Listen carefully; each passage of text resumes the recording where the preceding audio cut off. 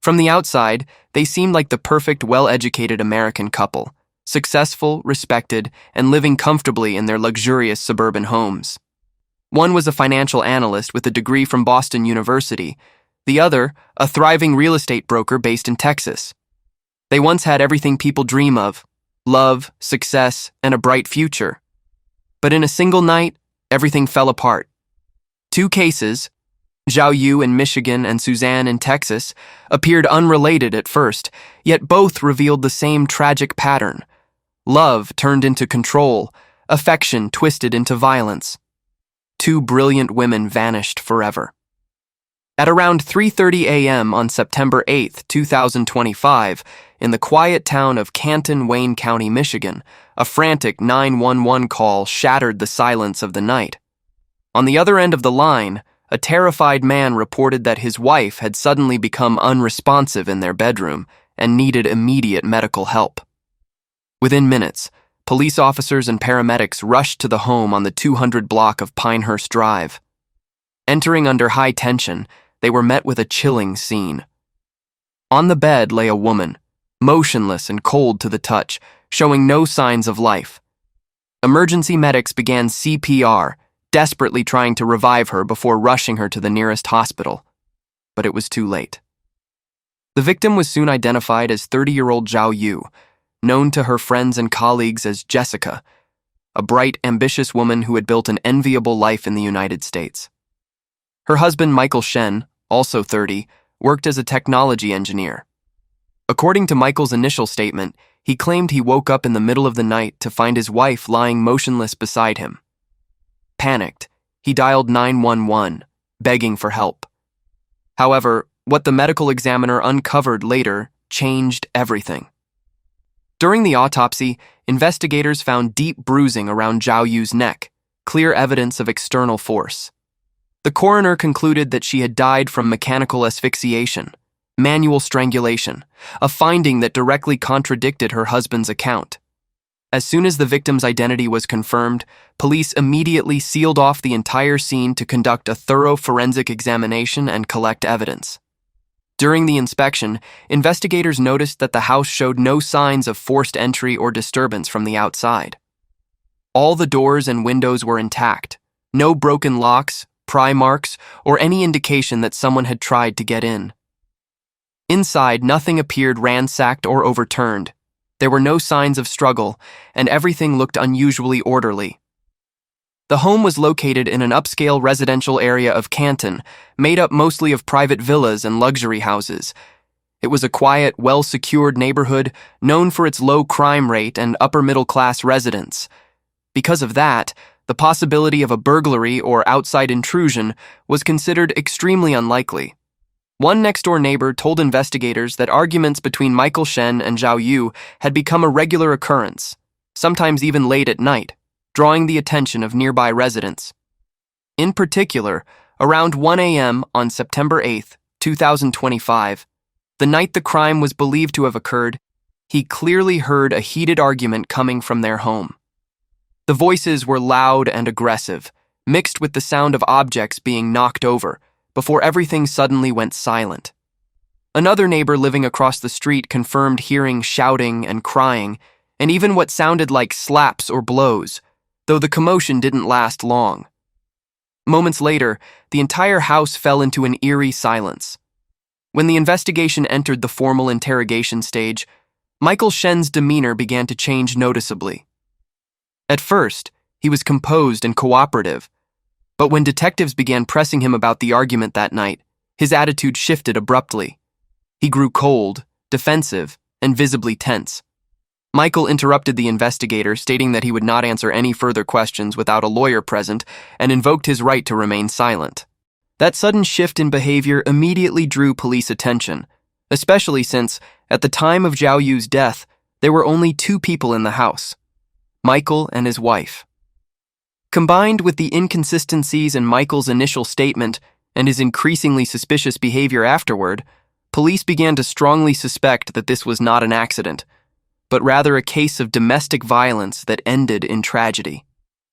That very night, investigators officially listed Michael Shen as the prime suspect. After completing the necessary legal procedures, officers placed him under arrest at the scene for further questioning. According to the investigation files, the house where the crime occurred was not registered under the couple's names, but rather under Michael's parents. It had been purchased for him after his marriage, a comfortable residence located in a quiet, gated neighborhood. Interestingly, Michael's mother often stayed with the couple, though police have not yet determined whether she was present in the home on the night of the murder. As for the victim, Zhao Yu was born on July 14, 1995, in Qingdao, Shandong Province, China. From an early age, she was known for her intelligence, diligence, and determination. Her academic achievements consistently placed her at the top of her class, making her the pride of her family. After graduating from Qingdao No.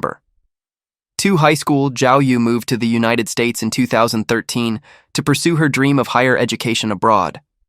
She attended Boston University, one of America's most prestigious schools, where she majored in mathematics and finance. In 2018, she graduated with honors, opening the door to a promising career. Shortly after graduation, Zhao Yu joined the real estate investment division at Deutsche Bank, where she quickly stood out for her exceptional skills in financial analysis and strategic planning. Between 2020 and 2023, she continued to advance her career at RQ Investment Advisory, a New York-based real estate consulting firm. There, Zhao Yu earned a reputation for her sharp analytical insight and strategic thinking. Her professionalism, attention to detail, and unwavering dedication to client interests made her highly respected among both colleagues and financial industry peers. Later, she was recruited by one of America's top financial institutions, where she served as a hedge fund analyst. By the time she was just shy of 30, Zhao Yu had already become a rising star on Wall Street, representing the new generation of successful young Asian professionals in America. In her personal life, Zhao Yu was described by friends as kind, gentle, and deeply empathetic. She was always willing to listen, support, and help others, even while enduring the intense pressures of a demanding career. As an international student who started from scratch, she had overcome language barriers, cultural challenges, and fierce competition to reach the top of her field. Yet just when her career, marriage, and life seemed to be at their brightest, tragedy struck, sudden and merciless. Zhao Yu's death not only shocked the Chinese community in the United States, but also left everyone who had known and admired her in disbelief that such a talented, compassionate, and ambitious young woman could meet such a devastating end. Michael Shen, Zhao Yu's husband, was also 30 years old. Born in China, he moved to the United States with his family as a child and grew up in Wayne County, Michigan, where he later settled permanently. He pursued an academic and professional path in technology and engineering. According to information from his professional social media profiles, Michael attended a university in Michigan, majoring in either computer science or electrical engineering. After graduation, he joined a mid-sized tech company in the Detroit area, where he worked on developing automation control systems and embedded platforms. Former colleagues described Michael as quiet, introverted, and emotionally reserved. He rarely participated in social gatherings or after-work activities, often keeping to himself and focusing solely on his technical tasks. One project teammate recalled that while Michael was meticulous and careful in his work, he could also be overly withdrawn and difficult to approach. According to investigators and acquaintances, Michael Shen and Zhao Yu first met in New York City, where Zhao Yu was working in finance and Michael was employed at a tech firm. They met through a gathering of Chinese expatriate friends and were quickly drawn to each other's calm personalities, intellect, and shared experiences of building a life abroad. After dating for some time, the couple married in 2024. Following the wedding, Zhao Yu decided to leave New York, where she had spent years establishing a successful career, to move to Canton, Michigan, and start a new married life with Michael. To their friends and colleagues, they seemed like the picture-perfect couple, young, educated, successful, and deeply in love. In the first few months after their marriage, they frequently shared photos of weekend trips, home-cooked meals, and happy moments together, presenting an image of an ideal, harmonious life. But by late 2024, cracks began to appear in that picture. A close friend of Zhao Yu revealed that she had confided several times about Michael's increasingly controlling behavior. He would often interfere with her personal activities and social life, and sometimes forbade her from going out alone or meeting friends. Zhao Yu had considered moving back to New York to continue her financial career, where more opportunities awaited and where she felt more independent, but Michael strongly opposed the idea.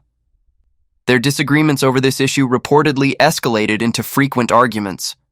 Investigators later concluded that Zhao Yu's decision to leave Michigan and return to New York might have been the final trigger in a series of long-standing tensions in their marriage.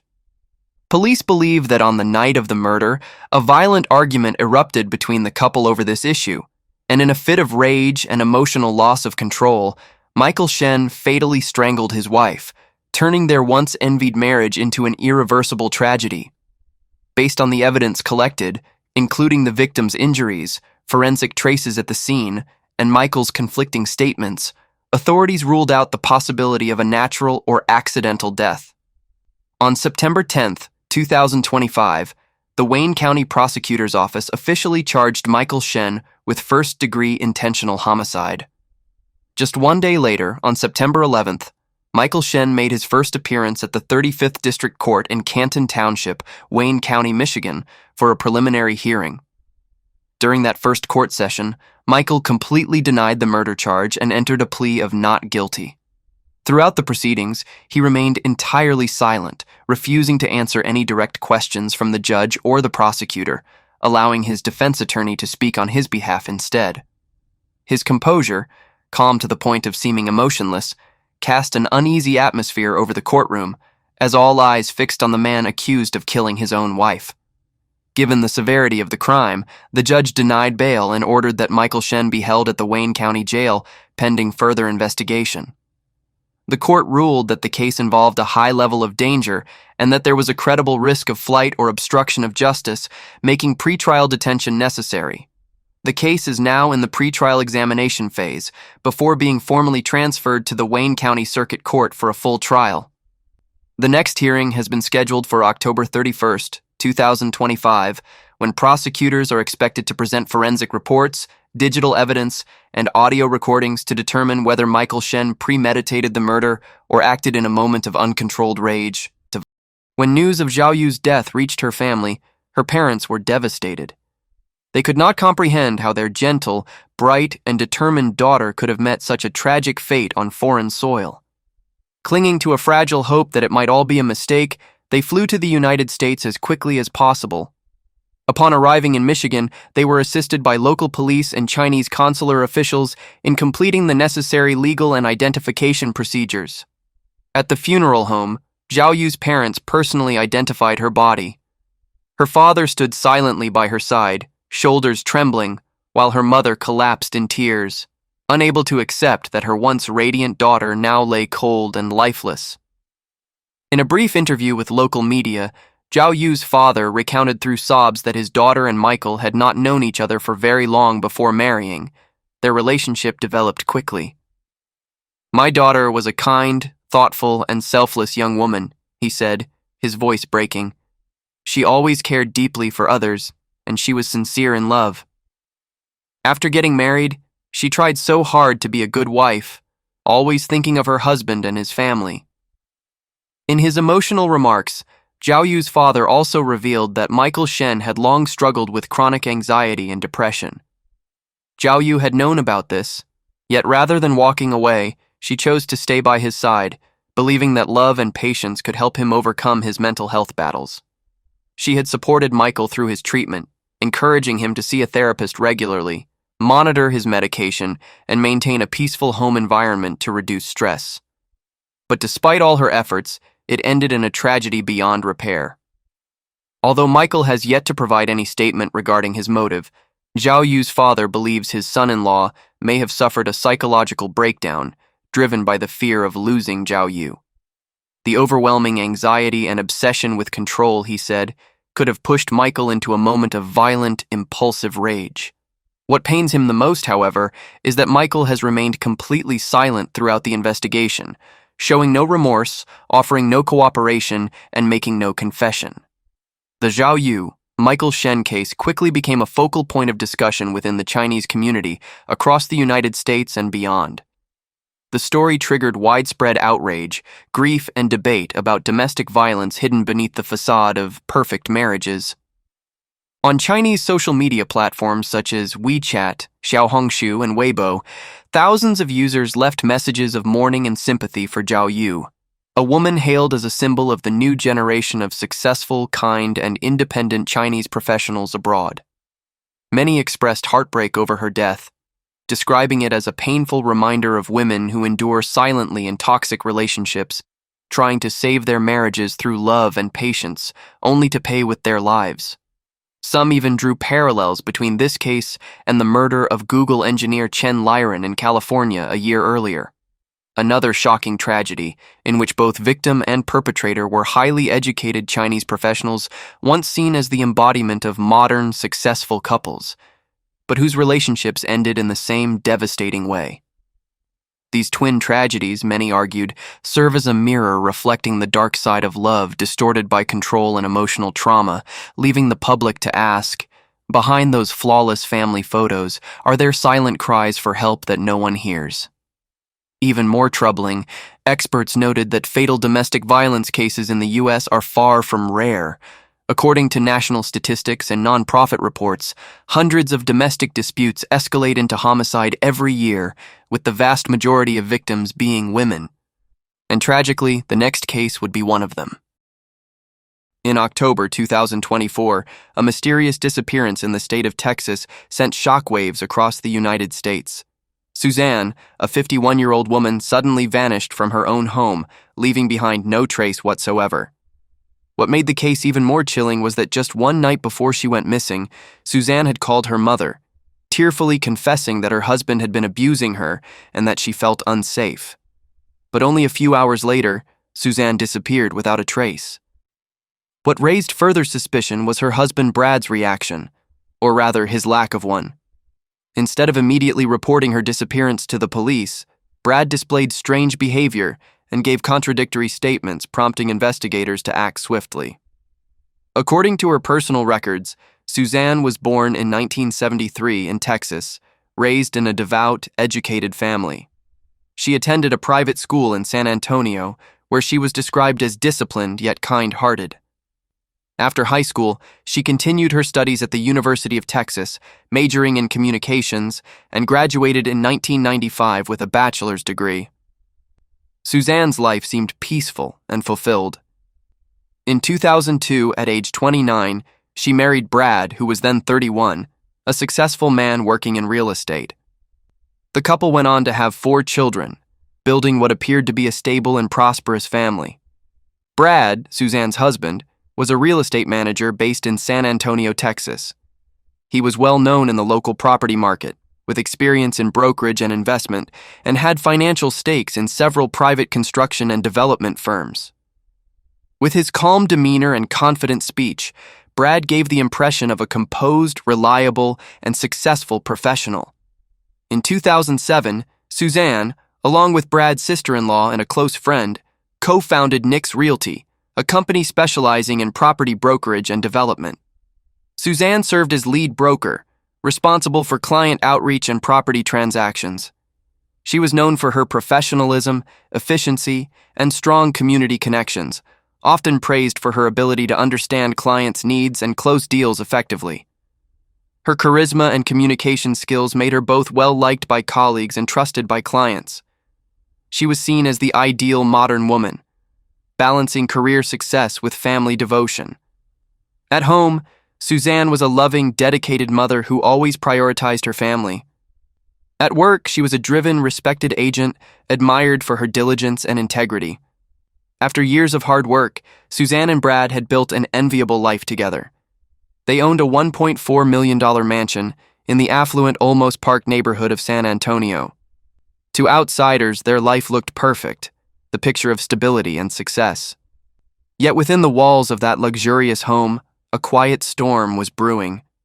Suzanne's mysterious disappearance in October 2024 would soon expose the darkness hidden beneath the image of a perfect marriage and leave an entire community in shock. At 10 p.m. on October 7th, 2024, Brad called the police to report that his wife Suzanne was missing after being unable to reach her for several hours. In his initial statement, Brad told officers that on the previous evening, he, Suzanne, and their youngest daughter had attended a private club party. However, during the event, the couple had a heated argument in front of several guests. Upset, Suzanne left the party early, taking their daughter home. According to Brad, they returned home at around 10 p.m. Brad claimed that the next morning, October 8th, when he drove their daughter to preschool, Suzanne was still at home and appeared to be acting normally. But by 3 p.m., while he was out working, he received a call from the preschool teacher informing him that their daughter had not been picked up, which was highly unusual. Brad said he immediately grew concerned, as Suzanne was always punctual, especially when it came to caring for their child. He tried calling her several times, but her phone was turned off. Worried, he picked up his daughter and hurried home, only to find that Suzanne was gone, and all attempts to reach her failed. According to witness accounts and security footage, the night of October 7, 2024, revealed a critical chain of events, the final hours before Suzanne's disappearance. At the private club where the couple attended the party, Suzanne and Brad had engaged in a violent argument.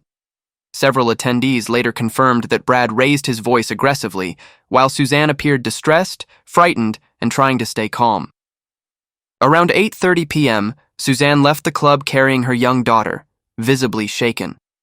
Surveillance footage from the club's entrance captured Suzanne walking out with her daughter. Less than 15 minutes later, between 8:40 and 8:51 p.m., a camera at a supermarket roughly 2 miles, about 3 kilometers from the club, recorded her again, entering with her child to buy a few items. She appeared composed, but tired and unsettled. At 9:15 p.m., Suzanne called a close friend, saying she would stop by her house later that night. While driving, she also phoned her mother, Barbara, in an emotional conversation. With tears in her voice, Suzanne confided that Brad had assaulted her during the party, leaving her with pain in her arm, back, and neck. According to the investigation, Suzanne arrived at her friend's home around 9:25 p.m., but stayed less than an hour. Her friend later told police that Suzanne seemed anxious and distracted, frequently glancing at her phone and acting as if she feared someone might be following her. A strange digital clue deepened the mystery. Cell service logs revealed that Suzanne's phone service was deactivated at approximately 9:16 p.m., an action recorded as being performed manually by the user account. Investigators found this highly suspicious, suspecting that someone intentionally cut off her phone connection to erase or block communications during the most critical window of her disappearance. After Suzanne could no longer be reached, her family used the Find My Friends tracking app to locate her phone. The last recorded position showed 10:22 p.m. at Olmos Park, the very same address as the home she shared with Brad. When police began interviewing neighbors, one witness living next door provided a crucial piece of information that completely changed the direction of the investigation. The man reported that between 10:30 and 11 p.m. on October 7th, he heard a violent argument coming from the couple's home. At first, he assumed it was just a marital dispute, but the noise quickly escalated into shouting, crashing sounds, and frantic yelling. Curious, he looked out his bedroom window and saw Brad and Suzanne physically struggling inside the house. It appeared that Suzanne was trying to break free from Brad's grip. After several seconds of struggling, she managed to escape his hold and ran toward the wooded area behind their property, with Brad immediately chasing after her, as if trying to prevent her from getting away. Moments later, the witness heard 2 or 3 piercing screams coming from the dark patch of trees, and then complete silence. About an hour later, he saw Brad driving away in his black pickup truck, returning roughly an hour after that. At the time, the neighbor dismissed the incident as a domestic quarrel and did not contact police. However, digital forensics later revealed a disturbing pattern that made the case even more suspicious. According to cell phone activity logs at 11:09 p.m. that same night, Brad's phone was turned on and off repeatedly within a short time span.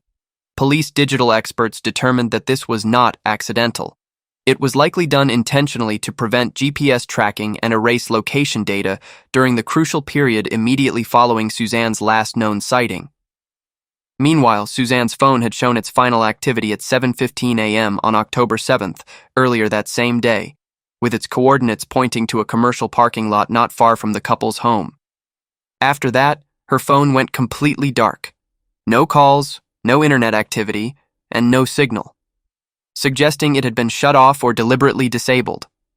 When investigators retraced Brad's movements, they uncovered a series of highly suspicious actions. Security footage from the preschool showed that at 7:53 a.m. on October 8th, Brad dropped off his youngest daughter as usual. But in the bed of his pickup truck, investigators noticed two large white trash bags with red ties, along with a bulky object resembling a large container or small refrigerator. By 9:12 a.m., surveillance cameras captured Brad's vehicle again, this time in the town of Bourne, about 30 miles, 48 kilometers, from his home. He stopped at a fast food restaurant where credit card records confirmed he made a purchase that morning. At first glance, it appeared routine, until investigators reviewed the restaurant's security footage, which revealed something far more disturbing. Security footage from the restaurant revealed a chilling level of detail. In the bed of Brad's pickup truck, investigators could clearly see 3 white trash bags tied with red drawstrings, a large garbage bin, a medium-sized refrigerator, and a bulky object wrapped tightly in a blue waterproof tarp, held down by metal support bars. Everything was arranged neatly and deliberately, as though Brad were preparing for a planned disposal trip, not a casual outing. At 9:53 a.m., Brad was recorded at Gabe's store on Bandera Road, where he paid cash for 2 bags of cement, a lidded construction bin, a box of medium trash bags, a bottle of bleach, and insecticide. The use of cash instead of his usual credit card transactions raised further suspicion. Detectives believed he was deliberately avoiding any traceable purchases. Store surveillance showed that after leaving the counter, Brad spoke briefly with a man in the parking lot, then locked his phone screen immediately afterward.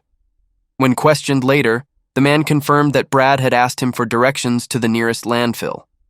The man gave specific instructions, directing him to the Kendall County Waste Disposal Center, about 7 miles, 11 kilometers away. According to GPS data from Brad's truck, between 10 a.m. and 11:15 a.m. on October 8th, his vehicle was recorded inside the Kendall County Waste Disposal Center, precisely the location he had just inquired about an hour earlier. The truck remained stationary for over an hour before moving again, leading police to believe that this was likely the time Brad disposed of crucial evidence, or Suzanne's body. After leaving the site, Brad stopped at a gas station in Bourne, where he used his credit card to refuel and buy 2 cans of soda. The station's security cameras revealed something startling. Brad's appearance had changed. He had switched from black sandals to cowboy boots, and the truck bed looked noticeably different. The white trash bags were gone, but the blue tarp, metal frame, refrigerator, and large trash bin remained. His movements continued to be tracked by GPS and local surveillance as he drove west into Medina County, a remote area of forest and low hills. GPS logs showed that Brad stopped there for about 13 minutes before turning back east toward Kendall County. By 3:30 p.m., Brad was seen picking up his daughter from preschool. Security footage showed that by then, the truck bed had changed again. The blue tarp and metal frame were gone, leaving only the large refrigerator and industrial trash bin. Investigators believe that during the drive between the landfill and Medina, Brad disposed of or destroyed most of the key evidence, possibly including Suzanne's remains. But the trail didn't end there. At 4:07 p.m., Brad stopped at a car wash in San Antonio, where he requested a full interior and exterior cleaning. Cameras captured a bottle of bleach inside the cabin and traces of dried cement dust on the floorboards and seat frames.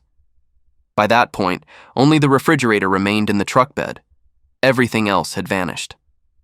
At 4:35 p.m., shortly after finishing the car wash, Brad began texting his close business associate, James, initiating a cryptic and hurried exchange. His first message, later flagged by investigators, read, "If you're around Bandera, can you come to my house right now? I don't have much time." The tone was urgent and unsettling. James replied moments later, "I'll be there in 40 minutes. Brad's reply to James that evening sent chills through investigators once they later uncovered it. "Okay. Make sure to keep everything in the storage room, especially the gun." At 8:31 p.m., James texted again, "Get here fast. I won't tell anyone. You're like a brother to me." Around the same time, one of Suzanne's close friends grew deeply worried after being unable to reach her all day. She called Brad, expressing concern that something terrible might have happened. Brad, however, remained eerily calm. He didn't sound panicked, didn't alert the police immediately, and instead waited until after 10 p.m. to file a missing person report, doing so in an oddly casual manner. By October 8, 2024, just a day after reporting Suzanne missing, Brad's behavior changed drastically. At first cooperative, he soon became distant and evasive, refusing to answer further police questions before suddenly leaving San Antonio to return to his family ranch in Bandera County. Then came a shocking revelation. A teacher at the couple's daughter's preschool told police that on the morning after Suzanne vanished, the little girl had innocently said, "Last night, I saw Daddy push Mommy against the wall and take her phone away." That innocent statement, coming from a child, aligned disturbingly well with investigators' growing suspicion that Suzanne had been assaulted in her home the night she disappeared. Adding to that, Suzanne's private banker later confirmed that she had confided about repeated domestic abuse, telling them Brad often took her phone to control her and prevent her from contacting others. Even more chilling, just a week before she vanished, Suzanne had told a friend something hauntingly prophetic. "If I ever disappear one day, look for me somewhere far away." As if she had somehow foreseen the tragedy awaiting her. After compiling all witness statements, digital records, and surveillance evidence, investigators concluded there was clear evidence of foul play. Brad's inconsistent statements, unexplained movements, and attempts to destroy evidence all pointed to one conclusion. He had likely murdered Suzanne and disposed of her body with deliberate calculation. At 12:42 a.m. on October 9th, 2024, police arrested Brad on 2 charges, first-degree murder and domestic violence. When handcuffed and led away, Brad showed no emotion, as if he had been expecting it all along. Officers noted multiple fresh scratches and cuts on his arms and hands, consistent with a physical struggle. Upon inspecting his phone, they discovered 2 deleted notes and a 3rd saved file with a cryptic title, the contents of which are now undergoing digital forensic recovery. By 4 a.m., Brad was booked into the Kendall County Jail without bail, with bond initially set at $1 million. Following his arrest, police executed a comprehensive search warrant at his Bandera County property, believed to be a potential disposal site. The search lasted several hours, and what they found made the scope of his crime painfully clear. Inside the ranch house, investigators seized 2 short-barreled rifles, an unused bag of cement, a box of black trash bags, a large trash container coated with dried cement, and a heavy metal frame. Even more disturbing evidence emerged during the forensic search near Brad's Bandera property. In a burn pit not far from the house, investigators discovered 3 mobile phones that had been almost completely incinerated, along with a laptop whose keyboard was partially melted. Although the devices were badly damaged, the digital forensics team managed to recover critical data after hours of deep analysis. Inside one of the phones, they uncovered 2 notes in the Notes app, one written in August 2023 and another on October 6, 2024, just one day before Suzanne disappeared. Both notes carried the same tone of remorse, filled with apologies from Brad after allegedly assaulting Suzanne. On October 10, 2024, police officially impounded Brad's black pickup truck, believed to have been used to transport or dispose of Suzanne's body. During forensic examination, luminol testing detected positive traces of human blood on multiple parts of the vehicle, particularly inside the truck bed and on the door handles.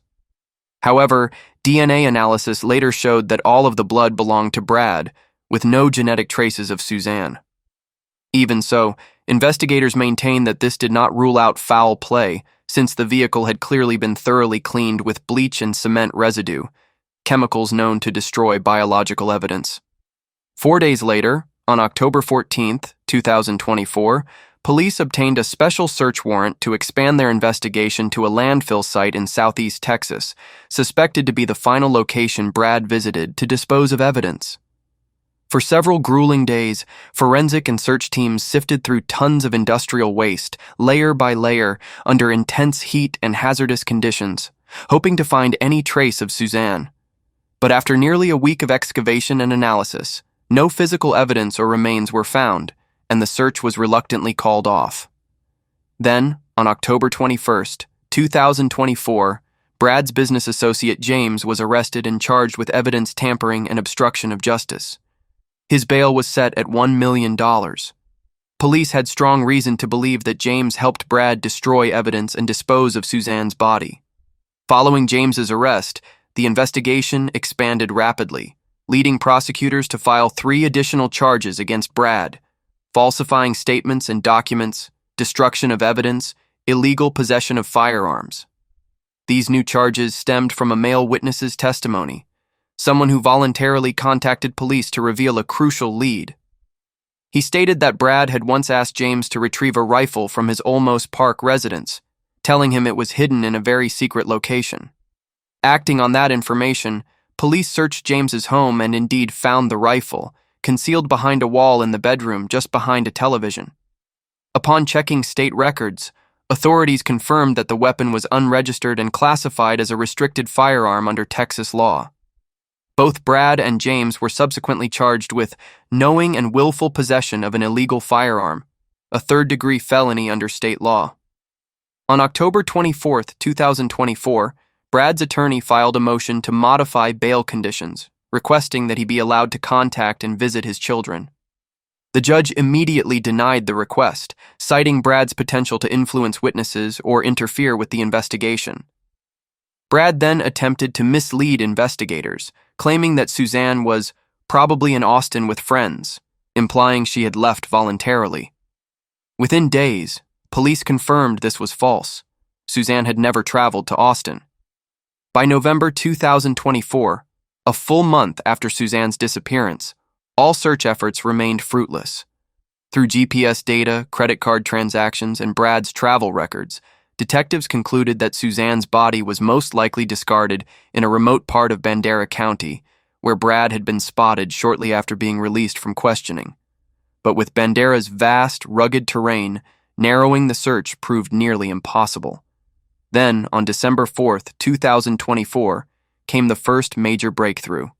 During a renewed forensic search of Brad's remaining properties, police discovered Suzanne's DNA on a chainsaw. Today, Brad remains in custody at the Bexar County Jail, with bail increased to $5 million. His next court appearance, a preliminary trial hearing, has been scheduled for December 9th. 2 different crimes, 2 different timelines. Yet both tell the same haunting story: the silent suffering of women trapped in the prisons of their own marriages. These are not just tales of personal tragedy, but mirrors reflecting the dark undercurrent of domestic violence in modern society, where even the strongest women, beneath their grace and independence, can find themselves imprisoned by fear and silence. And that's it for today's 2 cases. Thank you for watching and see you in the next videos.